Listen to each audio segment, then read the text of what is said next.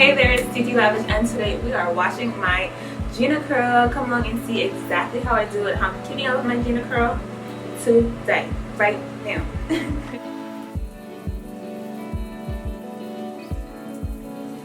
So right now what I'm going to do is go ahead and wet all of my hair, which is what I always do.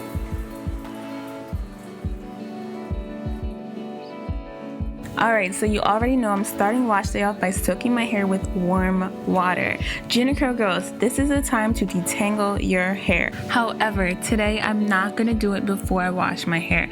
My hair is not really too tangled. I've been sitting up doing my exams. My hair has been parted into these like braid things and I haven't been sleeping too much. So it hasn't had the opportunity to get tangled, but I will show you at the end exactly how I've been detangling my hair, especially when you get to month 5, month 6, and it gets a little bit hairy. So don't worry, I got you, girl. Now that my hair is fully saturated with water, I'm going to go ahead and shampoo with Milk Bond Moisture, and that's available at SALON. And I really went on a search for a shampoo that I love, that works well with the GinaCurl. But okay, now I'm making a mess. But we're not about to waste product, right sis? Yes, okay. Anyways, I kept coming back to this shampoo and I'm already using and loving the conditioner, so I figured I might as well keep it up with the shampoo. And I'm really loving how my hair is holding up and staying after I use the shampoo and the conditioner together. So that's what I'm using. And here's where I remember you guys are in the shower with me because your girl was serious about this wash day and somehow forgot she was recording a video.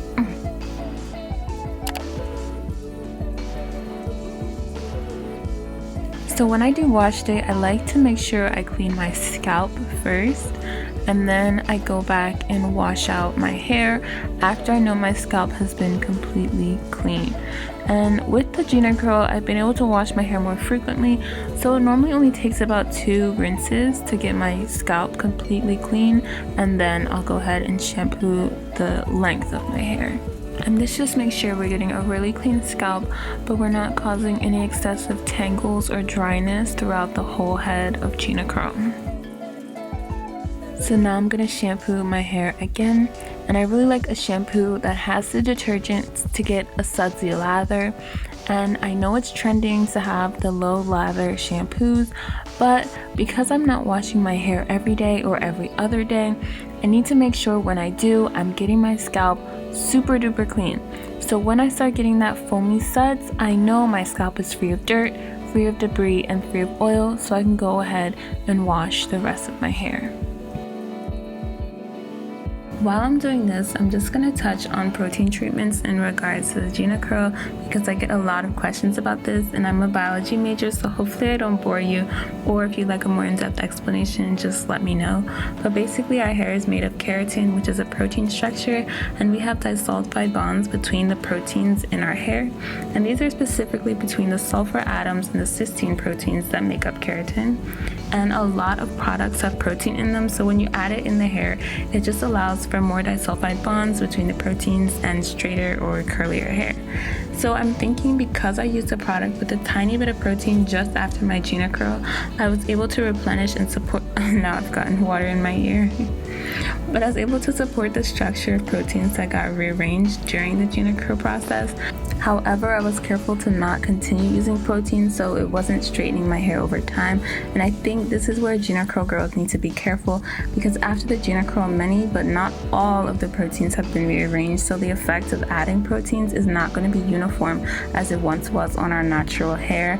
And proteins are found in so many products under a lot of different names. I mean, like hydrolyzed collagen, casein, that's just protein from milk. There's keratin, silk, hydrolyzed oat flour, like there's just so many names. So we have to be careful with how much protein we're putting in our hair, especially because it can hinder the moisture levels that a curly perm really needs. And I've been looking into this for natural hair too, but again, I don't want to bore you.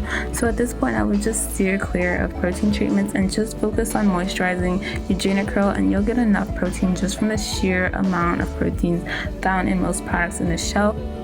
And after I've rinsed out that shampoo, I like to squeeze my hair out so my cuticles are damp enough to be open and let the conditioner get in there, but my hair is not soaking wet that the water is diluting my conditioner. And of course, I'm using Milk Bond Moisture's replenishing treatment available at SALON. As promised, I'm showing you exactly how I've been detangling my hair. I do this usually at the beginning of my wash, and I saturate my hair with conditioner. Yep, I put conditioner on before I shampoo, but again, my hair wasn't too tangled today, so I didn't need to do that. But I go through and rake through my hair with my hands, and when I find a little knot, I pull out the hairs individually, like one by one, pull the hairs out until I'm left with 1 or 2 hairs attached to the knot.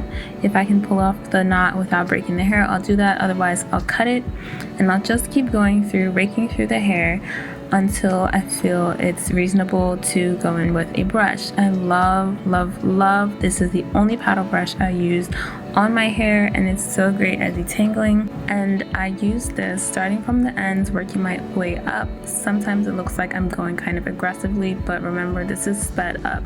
So I'm working really slowly and gently up to my hair until I get to my roots, which then I'll switch to my hands again, and I'm kind of gonna like pick out my roots with my hand.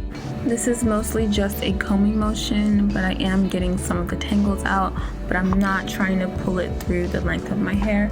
And if you're having trouble detangling your hair, again, make sure your hair is fully saturated with that Milk Bond conditioner. And if you don't have that, something second to that I really liked was the Shea Moisture Detangler. It claims to be protein free, and it's supposed to be for low porosity hair, which is not a problem for us logically. I mean, a GinaCurl would no longer be low porosity. However, the only thing with low porosity products is they lack those oils or proteins that would help seal in the hair, and we're not done here. We're gonna make sure we seal in that oil later at the end, so that's not a problem. So I just go through all 4 sections, and once I'm done, I add even more conditioner to all of my hair, and then I'll clip that up and begin my super steamy shower, and that'll let my conditioner go to work. And by the time I'm done, I've gotten a really nice conditioner, and I can go ahead and rinse that out.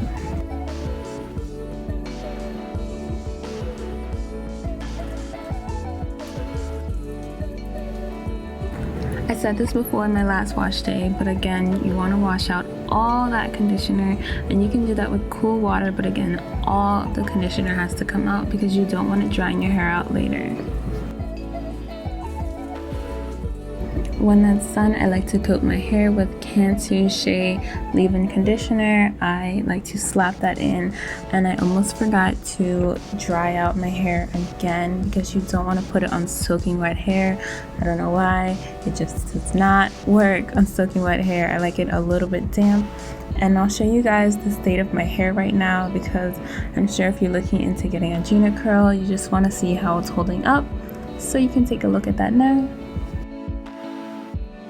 So yep, that's just my hair with absolutely no products. I'm pretty happy with how well it's been holding up, and we can even take a look at my new growth. This has been about 6 months now.